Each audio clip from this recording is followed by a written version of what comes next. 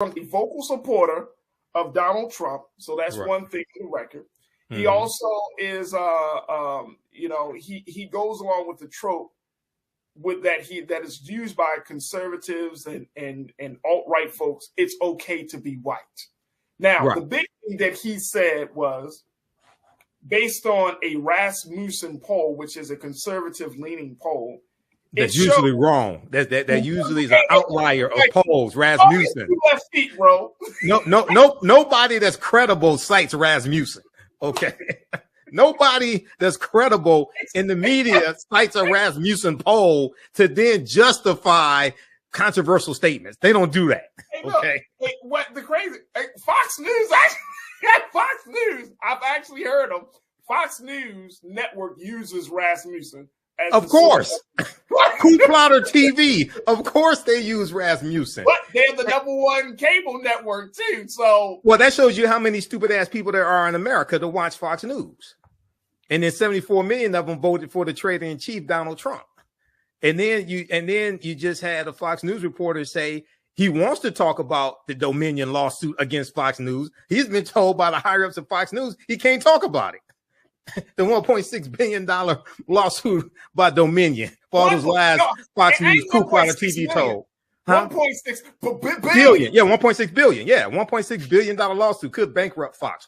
I hope it does. Hope it does too.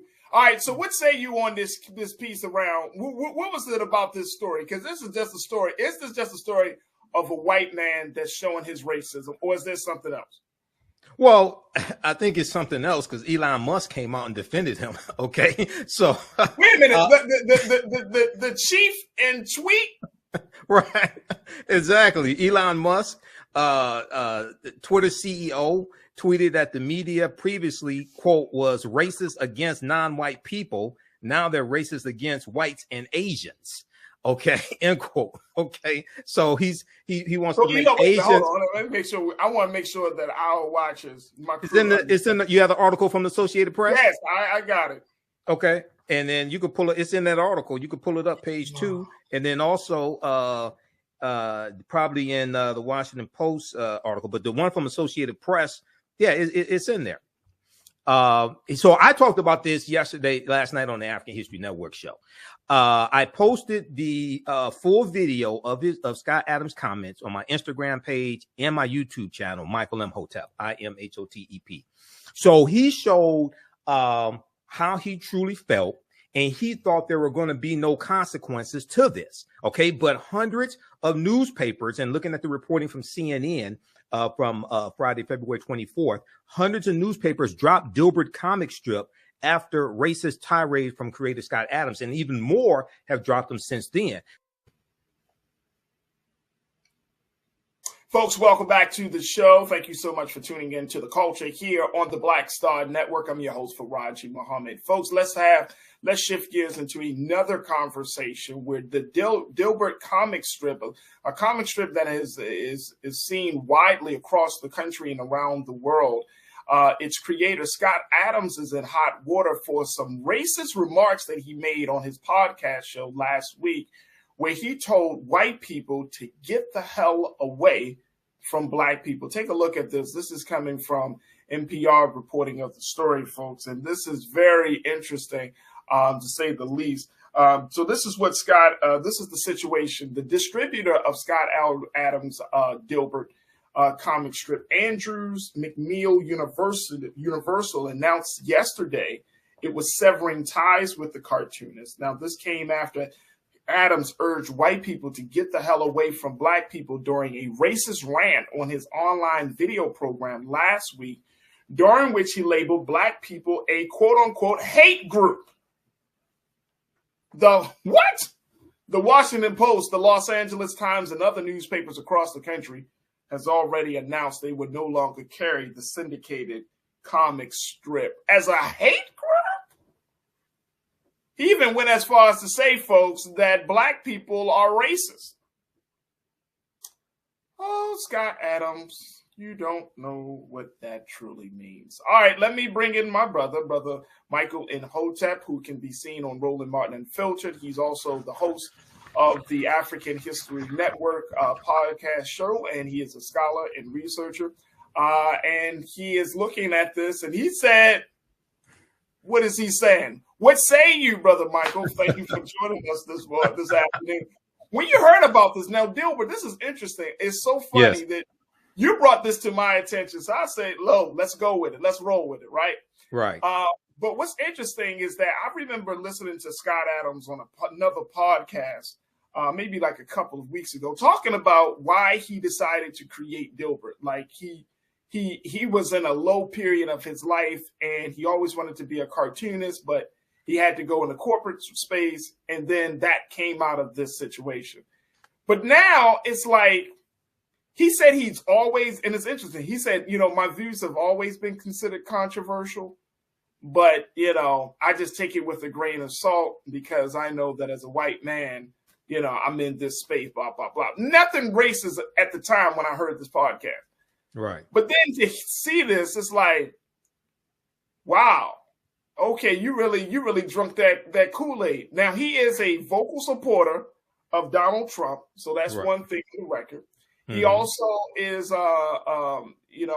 he goes along with the trope with that is used by conservatives and alt-right folks. It's okay to be white.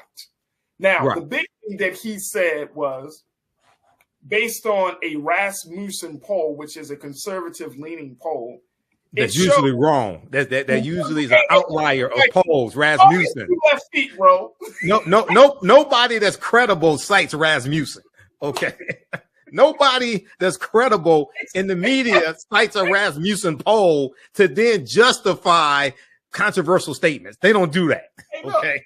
What the crazy Fox News? Fox News. I've actually heard them. Fox News Network uses Rasmussen. Of course. Coup Plotter TV. Of course they use Rasmussen. But they're the #1 cable network too. So that shows you how many stupid ass people there are in America to watch Fox News. And then 74 million of them voted for the traitor-in-chief, Donald Trump. And then you just had a Fox News reporter say he wants to talk about the Dominion lawsuit against Fox News. He's been told by the higher ups of Fox News he can't talk about it. The $1.6 billion lawsuit by Dominion for all those lies Fox News, Coup Plotter TV told. 1.6 billion. Yeah, 1.6 billion. Yeah, $1.6 billion lawsuit could bankrupt Fox. I hope it does. Hope it does too. All right, so what say you on this piece around? What was it about this story? Because this is just a story. Is this just a story of a white man that's showing his racism, or is there something else? Well, I think it's something else because Elon Musk came out and defended him. Okay, so wait a minute, the chief in tweet, right? Exactly. Elon Musk, Twitter CEO, tweeted that the media previously, quote, was racist against non-white people. Now they're racist against whites and Asians. Okay, end quote. Okay, so he wants to make Asians. Hold on, let me make sure. I want to make sure that our watchers, it's in the. You have the article from the Associated Press. Yes, I got it. Okay, and then you can pull it. It's in that article. You can pull it up, page 2, and then also probably in the Washington Post article, but the one from Associated Press, it's in there. So I talked about this last night on the African History Network show. I posted the full video of Scott Adams' comments on my Instagram page and my YouTube channel, Michael Imhotep, IMHOTEP. So he showed how he truly felt, and he thought there were going to be no consequences to this. Okay, but hundreds of newspapers, and looking at the reporting from CNN from Friday, February 24th, hundreds of newspapers dropped Dilbert comic strip after racist tirade from creator Scott Adams, and even more have dropped them since then. So he's facing a huge backlash. So the poll said 53% of Black Americans said it was okay to be white. 26% basically said it was not okay to be white. He cites the 26%. You have to understand what he's saying. He's citing a minority of the African-American population from a bogus poll outfit, Rasmussen, and he called African-Americans a hate group because of this faulty poll. It said 26% of black respondents disagreed that it's okay to be white. So he goes and does a YouTube video based upon this. Then he also says that he's going to stop helping African Americans because it doesn't do any good. My question to him is, when have you had a track record of helping African Americans to any extent? Then he went on and he concluded saying that he was tired of seeing videos on social media day after day after day showing black people beating up non-black people. He said this also. So I'm like, where the hell, what websites are you on? What social media platforms are you on? Maybe it's 4chan. Maybe it's that.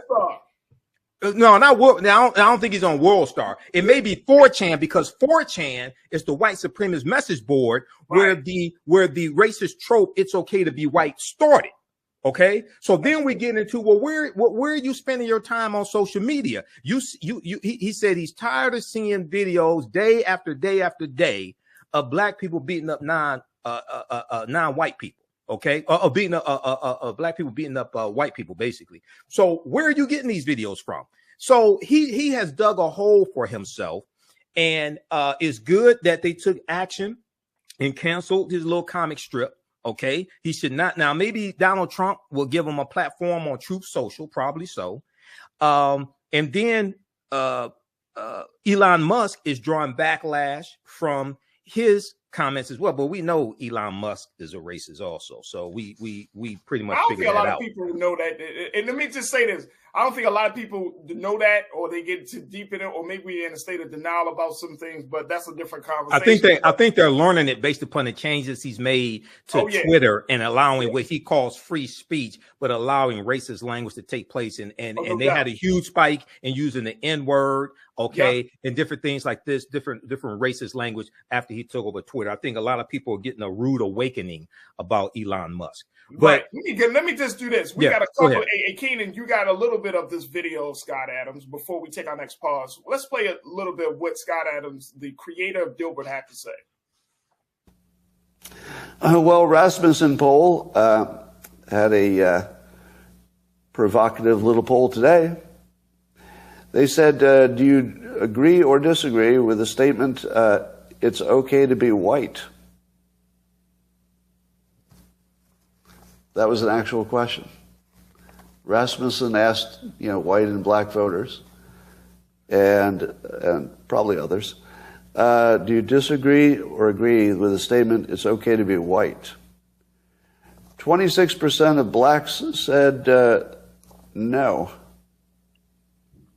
It's not okay to be white.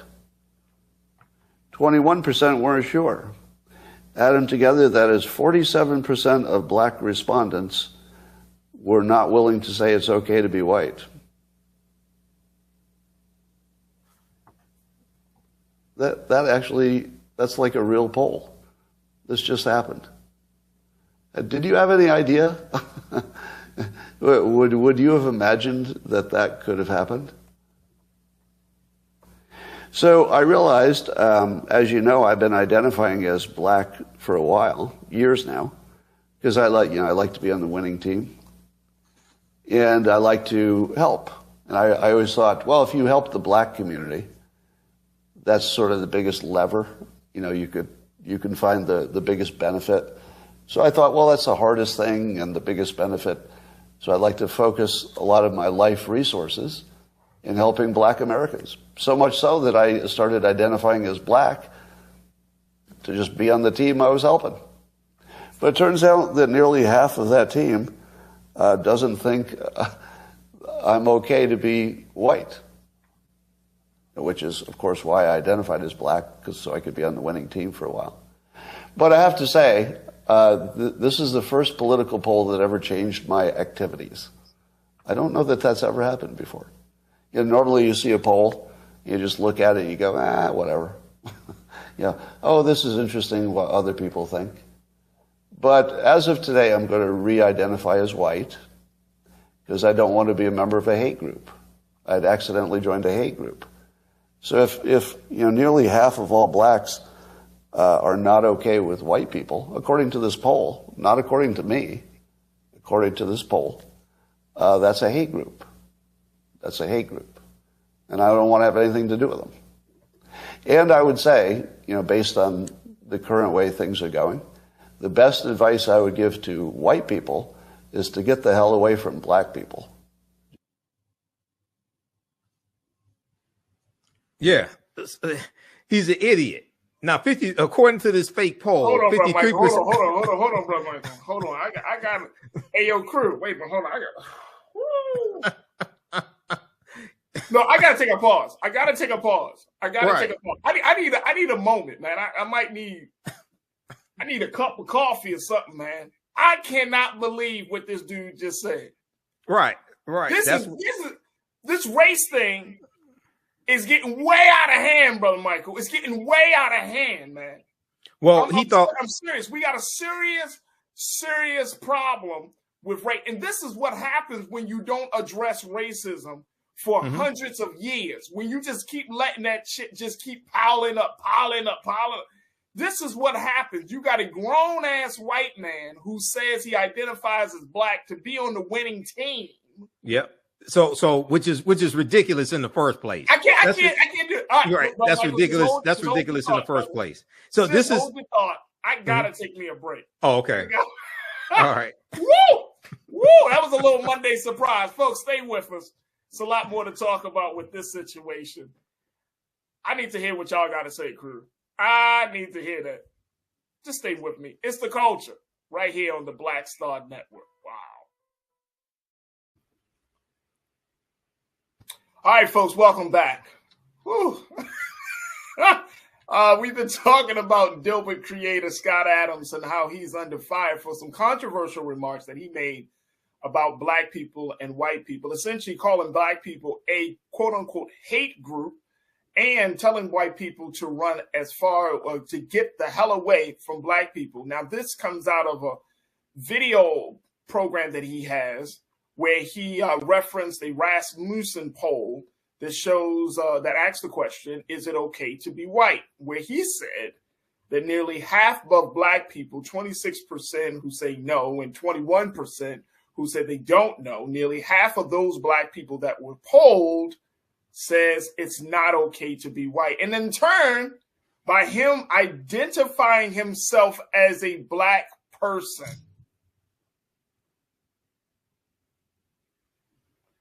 that he doesn't want to be associated or a part of any group of people that is not a winning team.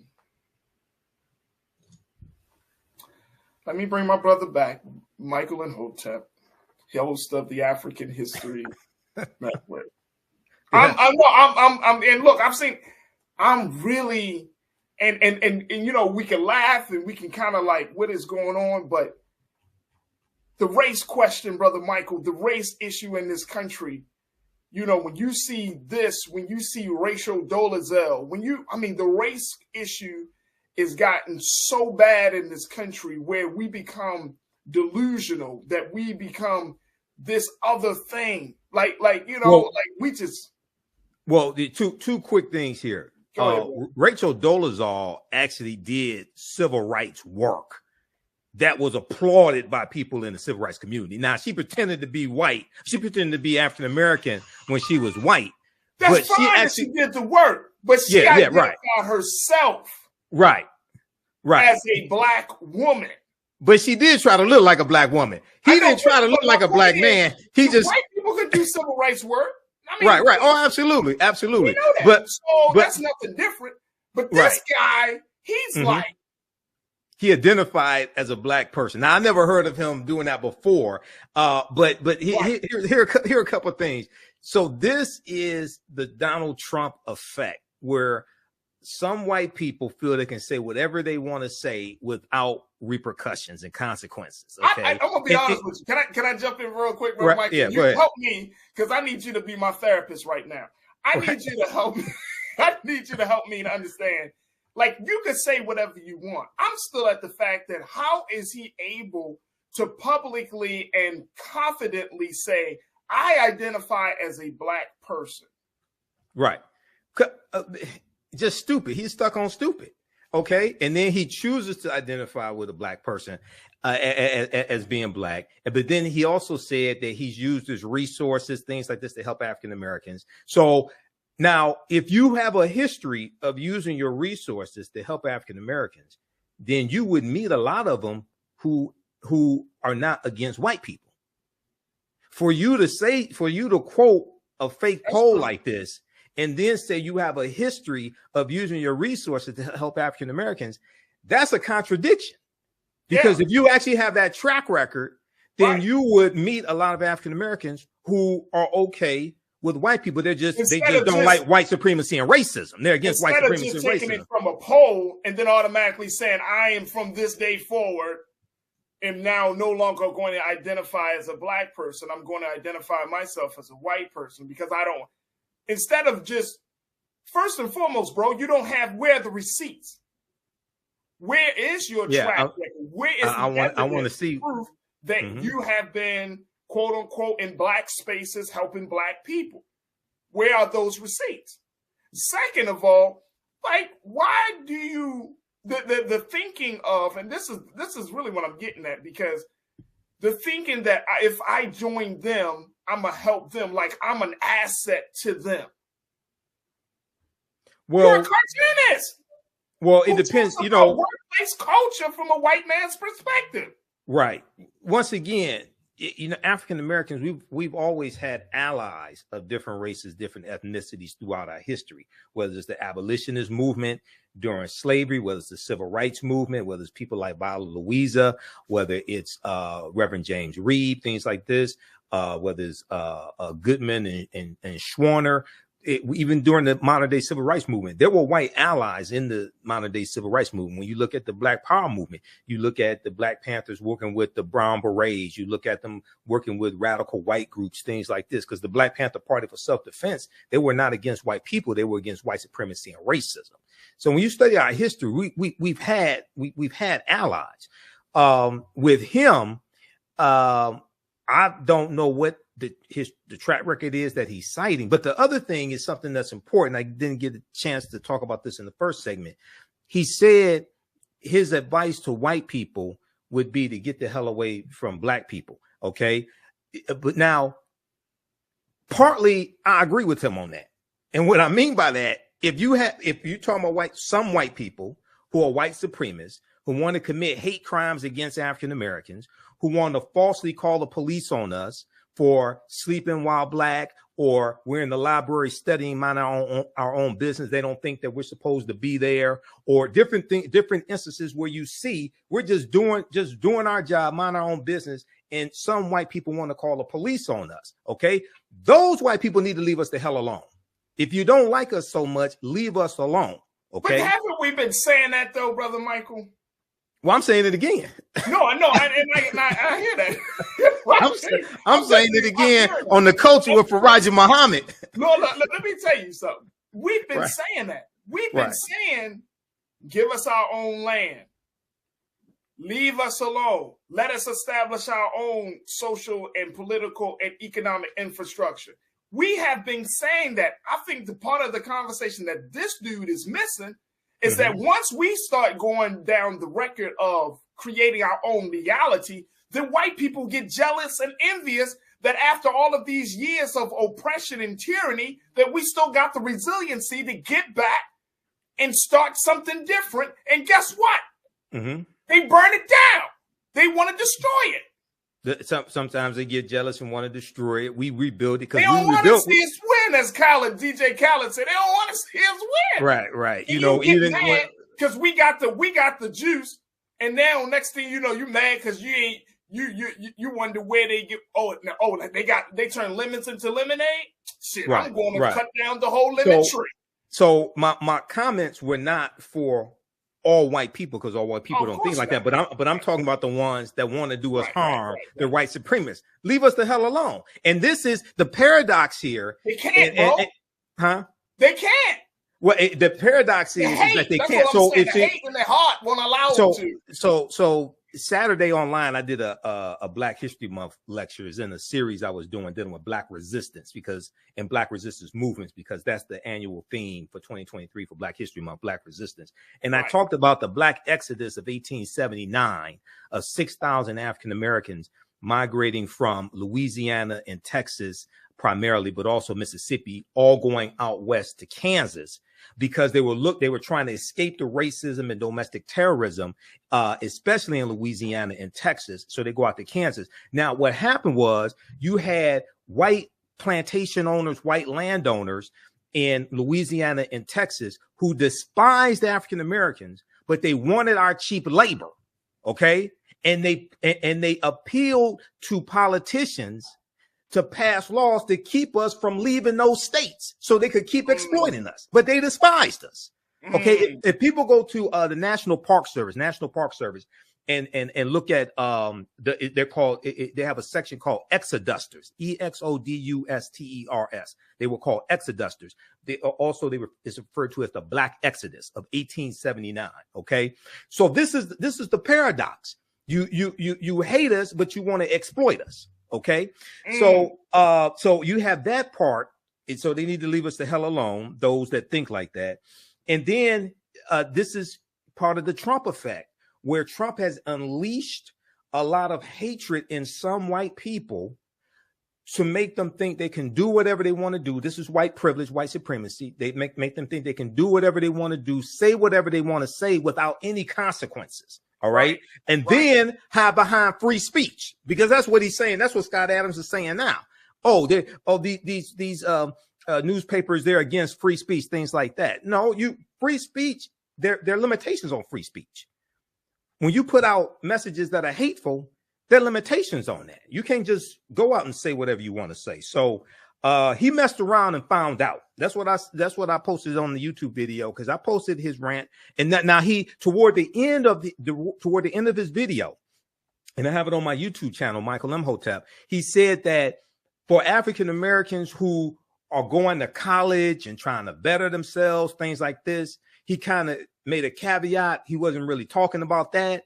He was talking about others. Okay, that's in the video also. But this is just stupid. But all these newspapers did the right thing to cancel him. They did the right thing. He messed around and found out. He did. Now, I went very quickly before we take our next pause. I want to get some comments in from my crew, because folks are checking in and they've been trying to figure out what I'm trying to figure out. It's like, dude, what are you talking about? Tiana, you say, where's the Sandman when you need him?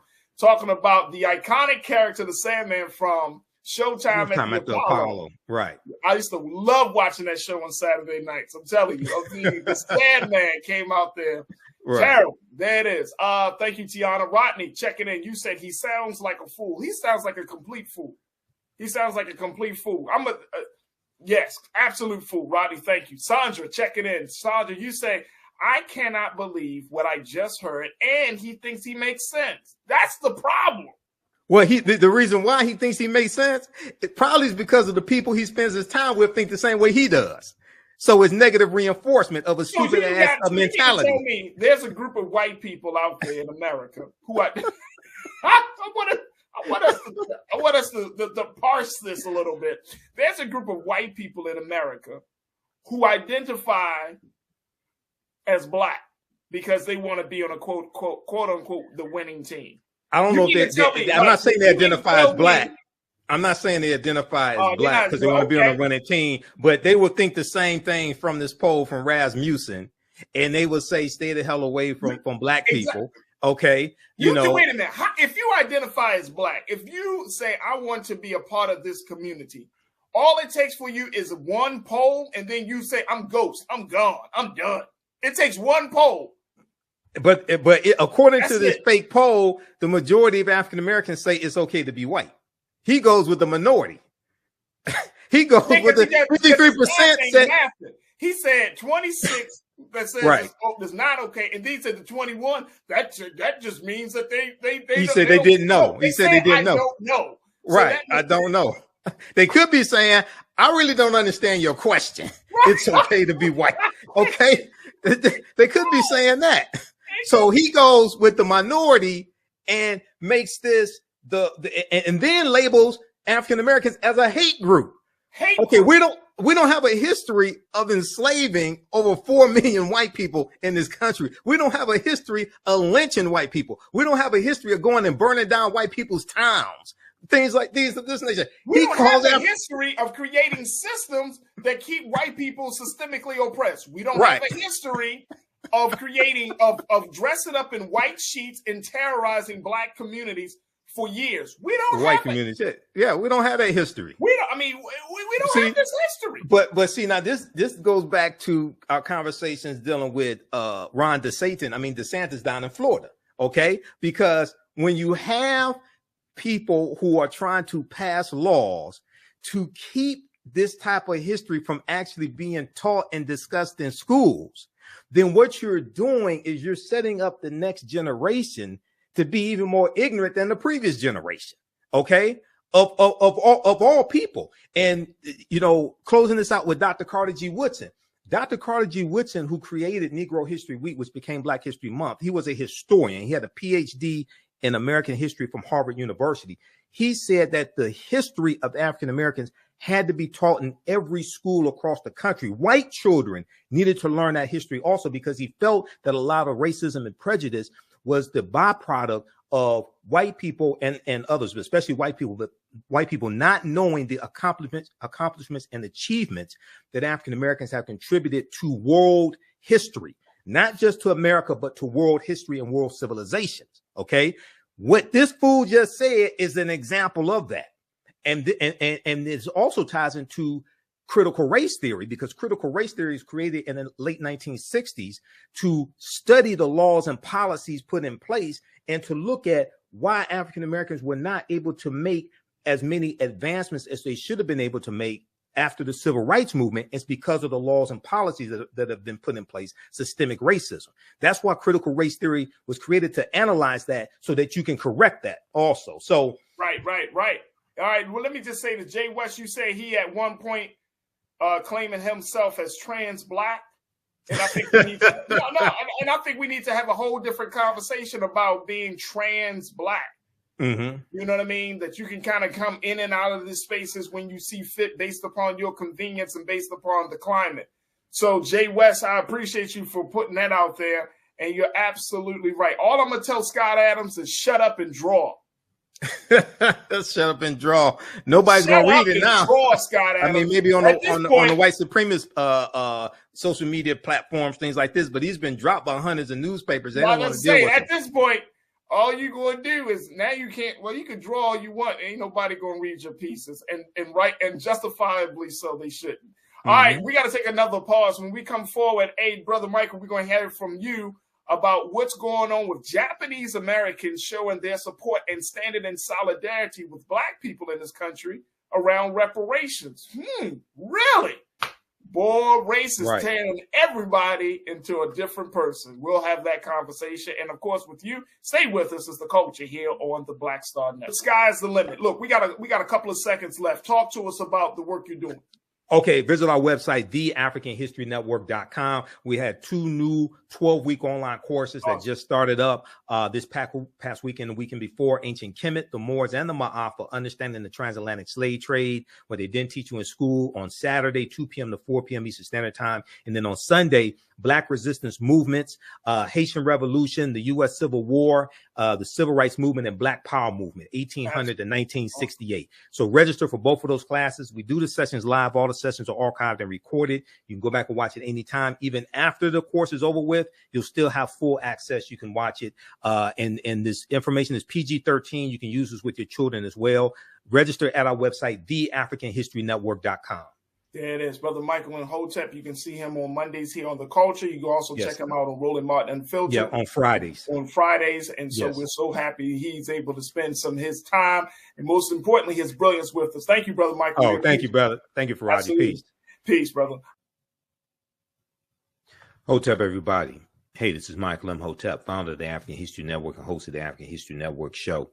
Some of you all saw me on Farajii Muhammad's show, The Culture, on Monday, February 27th, and we talked about Scott Adams, creator of the Dilbert comic strip, who is losing newspapers that carry his comic strip because of a racist tirade that he went on. And at the end of the show, I talked about 2 online courses that I teach on the weekend, 2 online history courses. So on Saturdays, I teach a 12-week online course called Ancient Kemet, the Moors, and the Ma'afa, Understanding the Transatlantic Slave Trade, what they didn't teach you in school. And this class just started up Saturday, March 4th, 2023. We have class number 3, and I teach this class 2 p.m. to 4 p.m. Eastern Standard Time. So we deal with thousands of years of history and what leads up to the transatlantic slave trade taking place. I do a PowerPoint presentation. We have book references, articles, video clips, and you never look at history the same way. When we study the transatlantic slave trade, we can't start studying our history in slavery. Even when we deal with the transatlantic slave trade, which is important to study, we can't start in 1619 or in the 1440s when the Portuguese get involved. We have to understand the history chronologically and deal with the 800-year occupation of Europe by the Africans known as the Moors, who enter into the Iberian Peninsula, today known as Spain and Portugal, from North Africa in 711 AD, and they take the teachings from ancient Kemet, ancient Egypt, into Europe. Now, and these teachings are going to bring Europe out of the Dark Ages. Now, this course not only deals with the transatlantic slave trade, but it also deals with thousands of years of history that leads up to the transatlantic slave trade taking place. August 20th, 2019 marked the 400th year anniversary of the 20 and odd Africans who came into Point Comfort on August 20th, 1619 on that White Lion pirate ship in what would later become called the colony of Virginia. Now, this year, 2019, was known as the year of return, as many African Americans were and continue to reconnect to Africa and traveling to Ghana and other West African countries, of the original people of North, Central, and South America. Okay.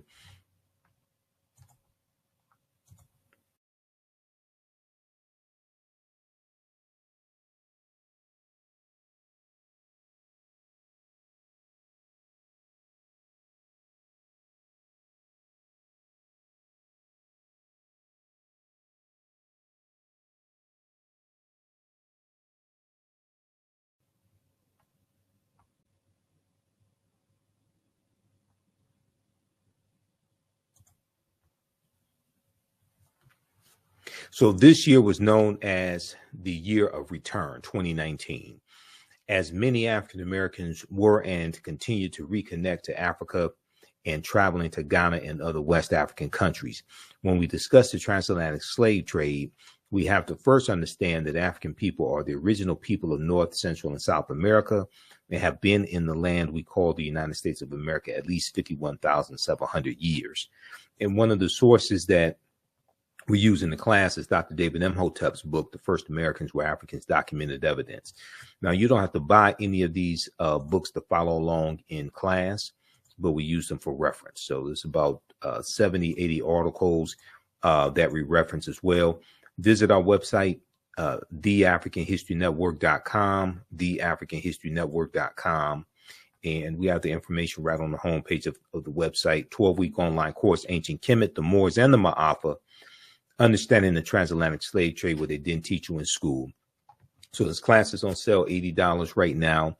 Our next class is Saturday, March 4th, 2023, 2 p.m. to 4 p.m. Eastern Standard Time.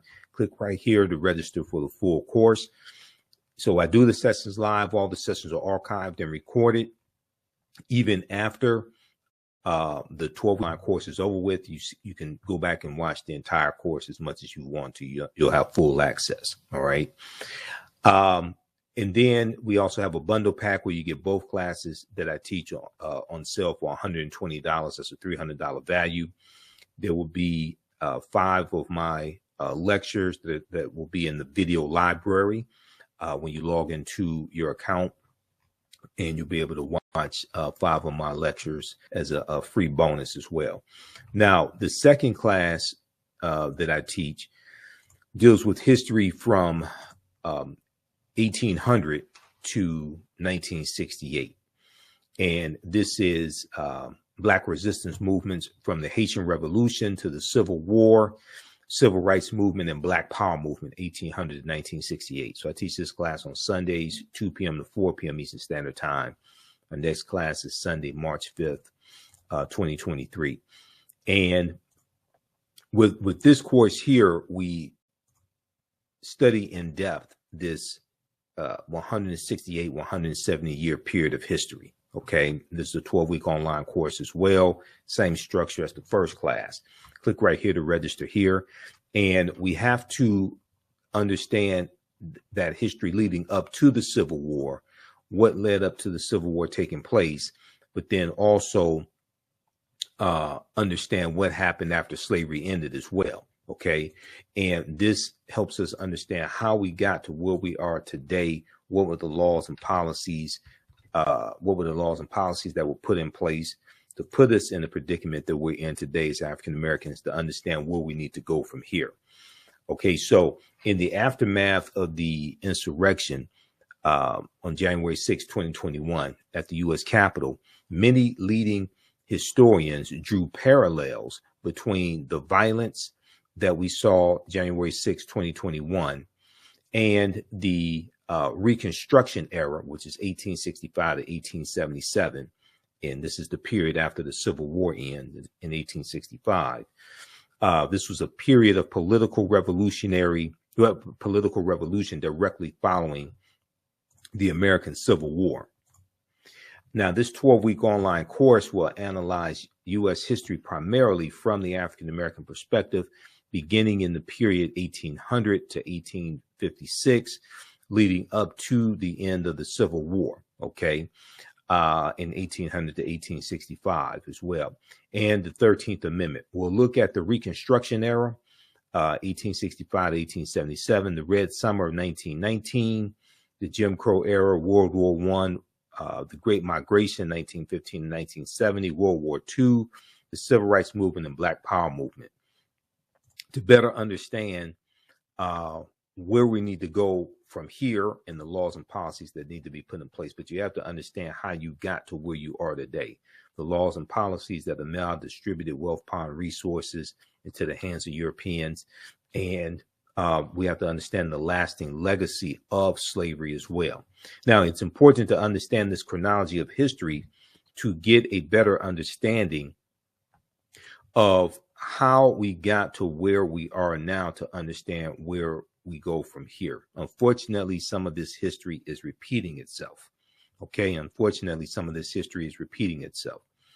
So this class, you can register for it now. As soon as you register, you can watch the class number 1 that we just had. Watch that. All right.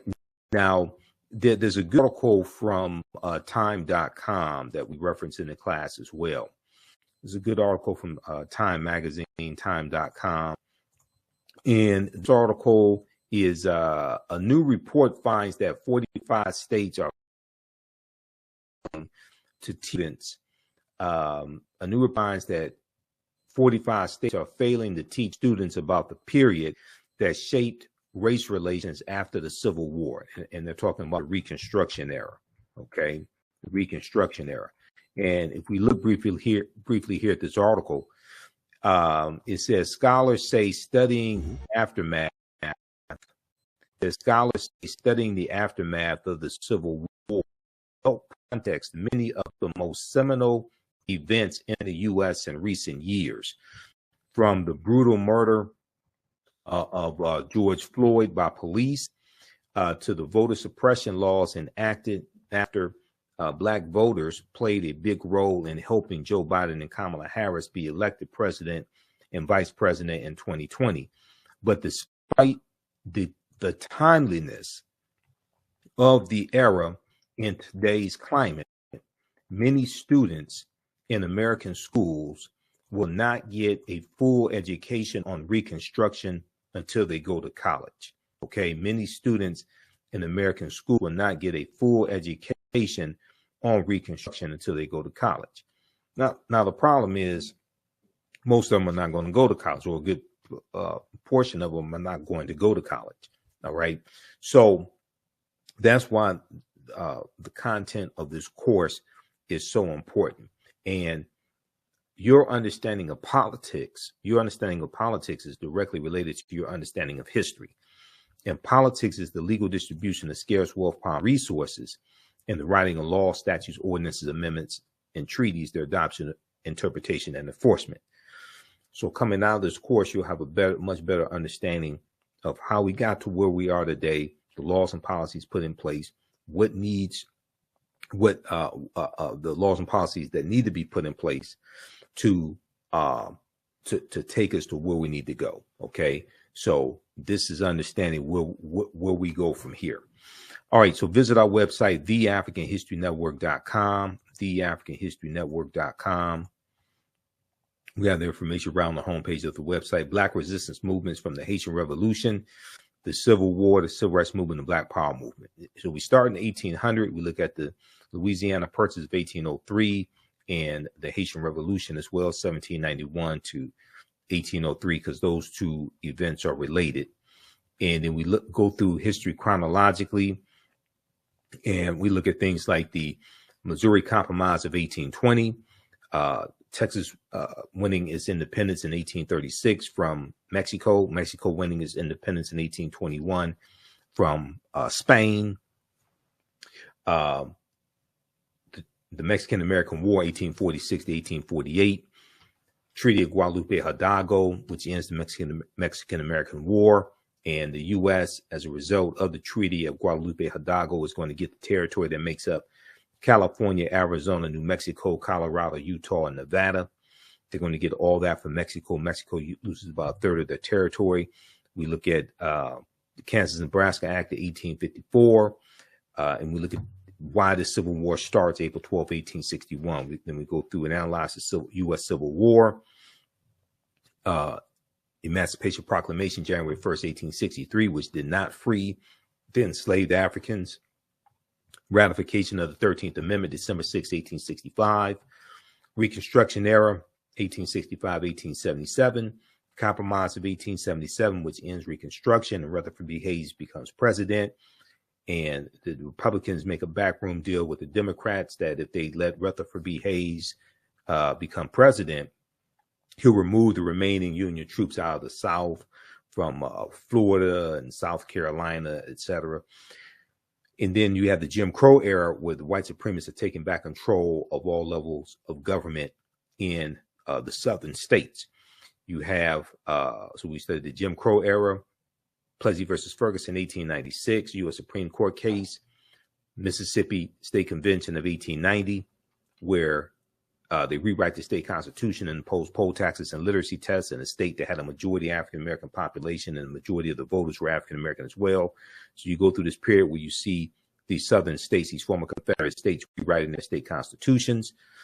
South Carolina, 1895, Mississippi, 1890, poll taxes being imposed in Florida in 1889. So we go through the Jim Crow era, Great Migration, 1915, 1970, 6 million African Americans migrating from the South up north and out west. World War I, 1914, 1918, World War II, 1939, 1945, Civil Rights Movement and Black Power Movement. Okay, to understand what happened to us after slavery ended and what leads up to the Civil War taking place, so we can understand how we got here today and understand history, law, politics, and economics, to understand where we go from here. So Black resistance movements from the Haitian Revolution to the U.S. Civil War, Civil Rights Movement, and Black Power Movement. Okay, so you register for that class right now at theafricanhistorynetwork.com, theafricanhistorynetwork.com. That's on sale, $80 as well. And we have the bundle pack where you get both classes for $120. For both classes, this information is PG-13, I would say, so you can use this with your children as well. And also to support the African History Network, you can support us, $the AHN Show through Cash App, $the AHN Show through Cash App, also through PayPal, paypal.me/the AHN Show. And we have it right on the homepage of our website as well. It helps us to keep doing the research, stay on the air, keep broadcasting, finance the African History Network show, pay some of the bills, etc. Okay. So we have a PayPal and Cash App information there also. All right. So hope to see you in class. Visit our website, theafricanhistorynetwork.com, theafricanhistorynetwork.com. Remember, right now, also for returning students, those who have paid for one of my online courses in the past, you get a 50% discount. Returning students, you get a 50% discount on our bundle pack. So email me at ahnshow@theafricanhistorynetwork.com, ahnshow@theafricanhistorynetwork.com. All right, and we'll get you taken care of. Right now, it's correct wrong behaviors, not over till we win. Wakanda